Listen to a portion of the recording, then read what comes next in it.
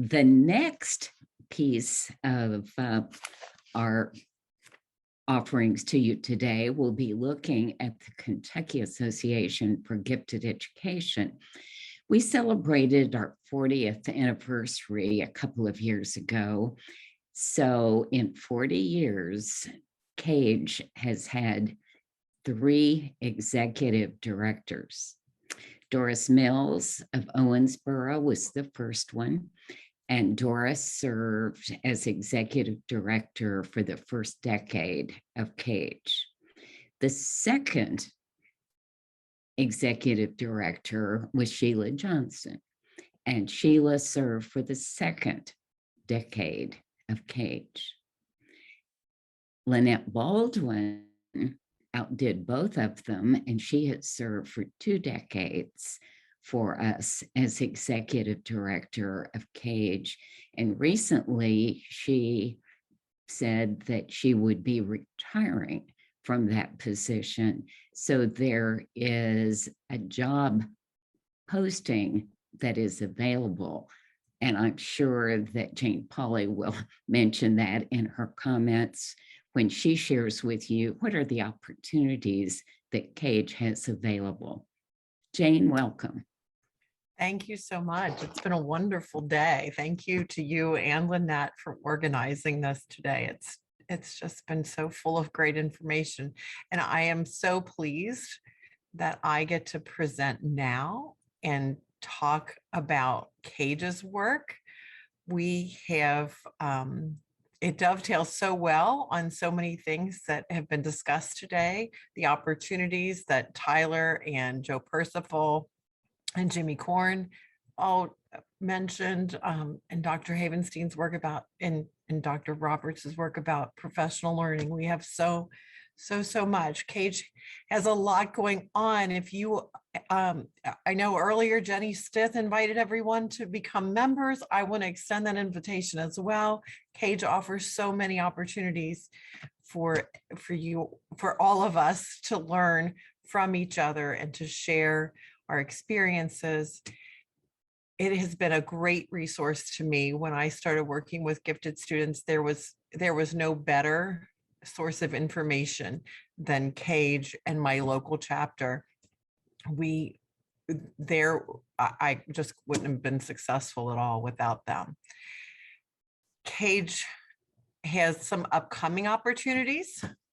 Next month on September 13th, it's a Monday, there will be KAGE's annual fall workshop. This year it's Social, Emotional, and Cultural Context of Talent Development, presented by Dr. Christina Collins at Texas State University. So that will be an all-day online workshop. Oh, and I didn't put our website up here, but it is just kagegifted.org. That's where you can go to find more information about what the day entails and how to register for that. So please join us for that. In February is always Gifted Education Month in Kentucky.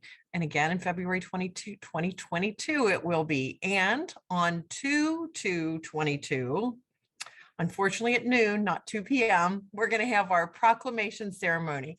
Every year when the governor declares February to be Gifted Education Month, we have a ceremony in the Capitol Rotunda, except for this past February.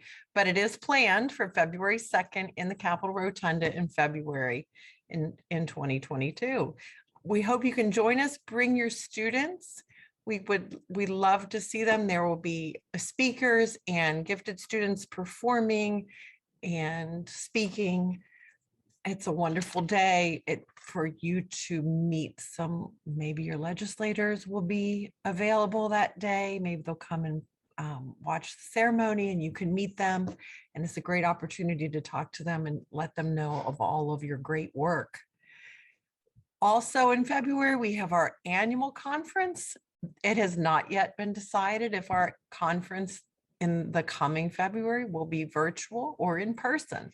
But as soon as that's decided, we'll get the information out on the KAGE website. Again, that is KAGE, K-A-G-E, gifted.org.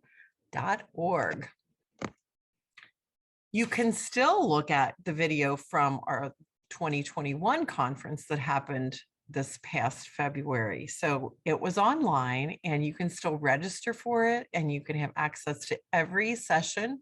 It was recorded and it's available through the end of next month.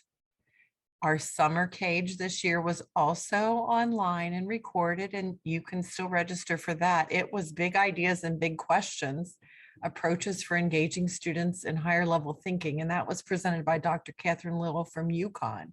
It was a great day too. You can watch that until December 31st. If you did attend then, you can watch it on reruns. So also this summer, KAGE board held a retreat.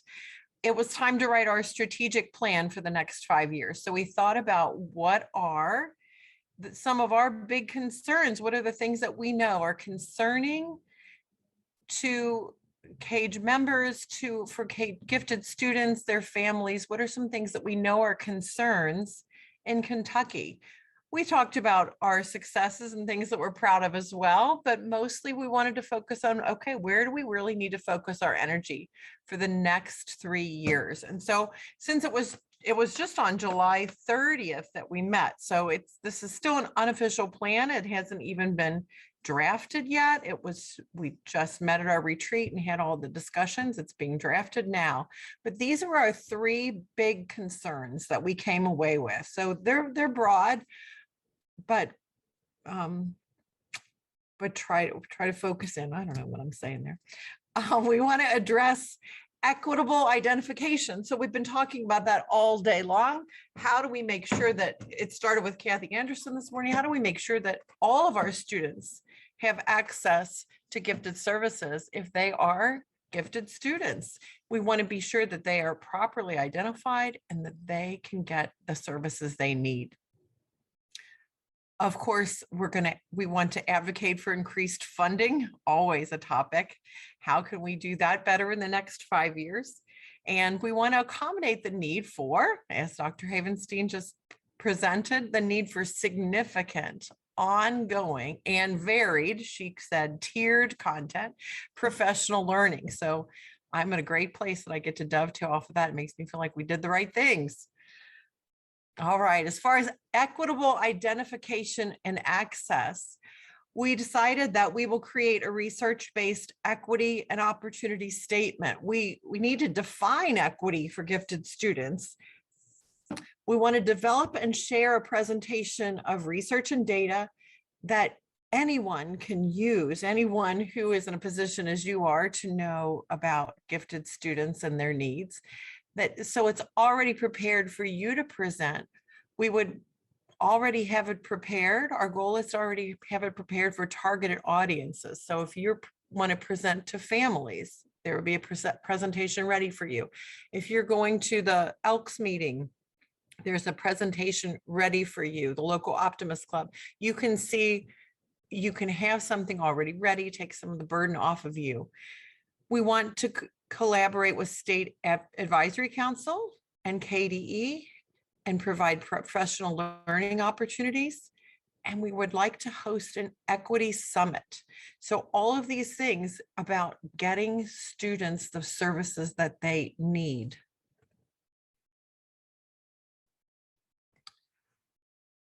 We want to continue to advocate for increased funding. Our current allocation for gifted services in Kentucky is $6.2 million a year. In 1990s, it was 5.9 million. So not very much increase in the last 30 years. There were 92,000 PTP and gifted students in Kentucky the last time we checked, the last time we have a number for. 92,000 into 6.2 million isn't much to provide services for these students. We realize we need to present a unified message to all stakeholders, legislators, community members, those community organizations.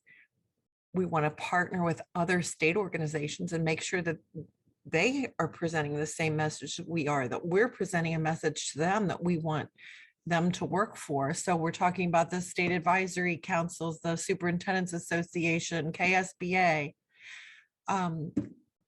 We want to be able to, for each of us, to talk to our local and regional legislators and have that unified message that our gifted kids need to be supported, and that takes funding.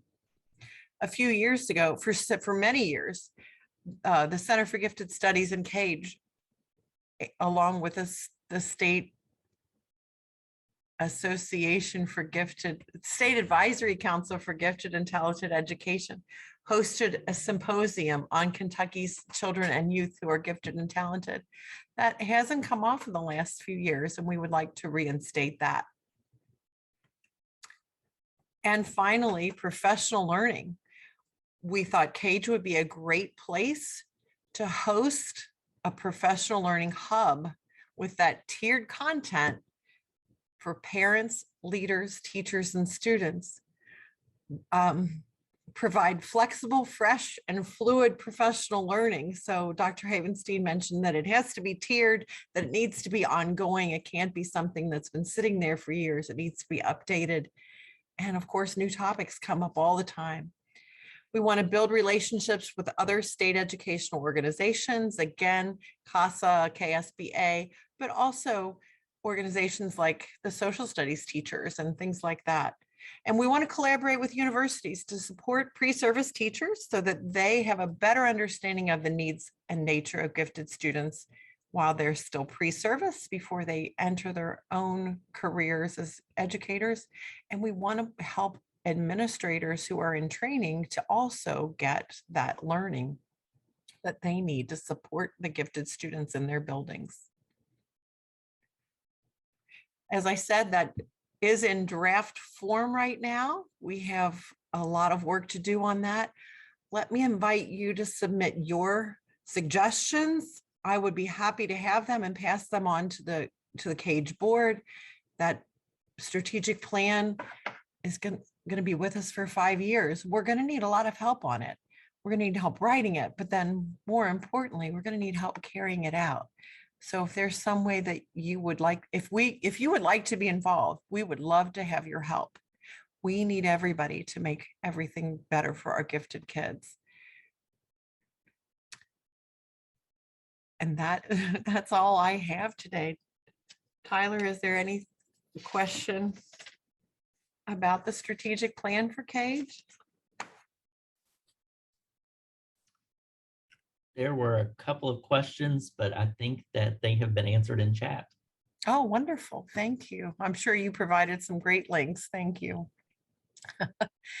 All right. Well, I want to make one more plug. Every fall, KAGE puts out a call for honorees. At our annual conference, we honor educators, community members who support gifted education, and we honor a student, a distinguished student in 4th through 6th grade, who's done something remarkable, even for a gifted student. And so that information will be coming out in a few weeks as well. We'll put it on our listserv and it'll be on the KAGE website. Be looking for that and start thinking about who is someone that you know who should be honored by KAGE for their work with gifted students in Kentucky. And something else that is really important for everyone who's participating today, join KAGE, be a member. Numbers count when advocacy is involved, and simply being a member makes your voice one that is included in the number when going to Frankfurt to talk to legislators. It is so important. So join. Thank you, Dr. Roberts.